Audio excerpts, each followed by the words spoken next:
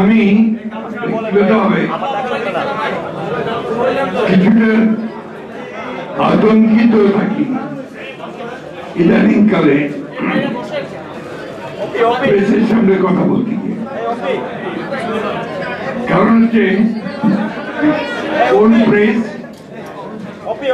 আমার কথাগুলোকে কিভাবে নেবে, তারপর সেটা কিভাবে যারা ছাপবে, অথবা সোশ্যাল মিডিয়া সেটাকে কিভাবে প্রেজেন্ট করবে, এটা আমাদের জন্য যারা আমরা রাজনীতি করি আমাদের জন্য সত্যি একটা চিন্তার বিষয়। কারণ ইদানিং কালে চরিত্র হরণ করবার যে প্রবণতা বিশেষ করে সোশ্যাল মিডিয়াতে দেখা দিয়েছে, এটাতে চিন্তিত না হয়ে উপায় নেই। যাই হোক, বাংলাদেশের সংবাদ মাধ্যমের স্বাধীনতার বিষয়টা কোনো নতুন নয়।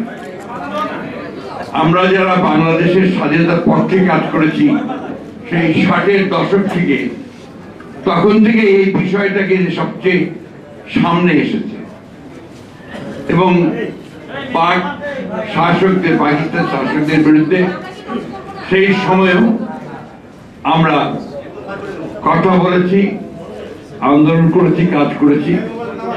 একটা সুবিধা ছিল যে তখন সংবাদ মাধ্যমে একটা নিজস্ব স্বকীয়তা ছিল, যেখান দিয়ে তাদেরকে কোনো গোষ্ঠীভুক্ত করা অতটা সহজ হতো না।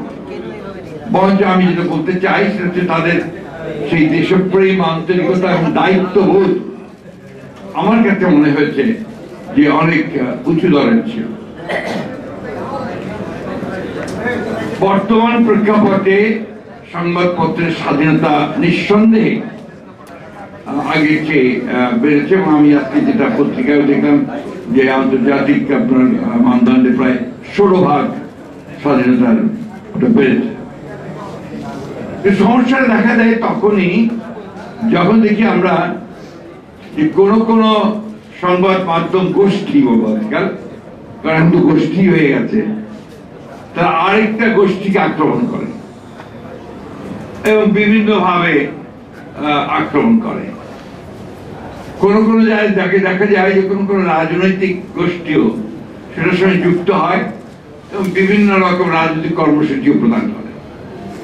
আমি জানি না যে একটা গণতান্ত্রিক সমাজে, একটা মুক্ত সমাজে এটা কতটুকু গণতন্ত্রকে শক্তিশালী করতে সাহায্য করে।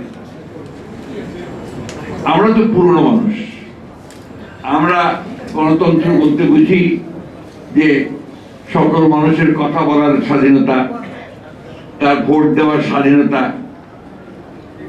সে নিজে একটা চিন্তায় বিশ্বাস করে সেটার স্বাধীনতা, একই সঙ্গে অন্যের যে চিন্তা করার স্বাধীনতা সেটাকেও সে সমানভাবে মর্যাদা দেয় এবং সহনশীল থাকে।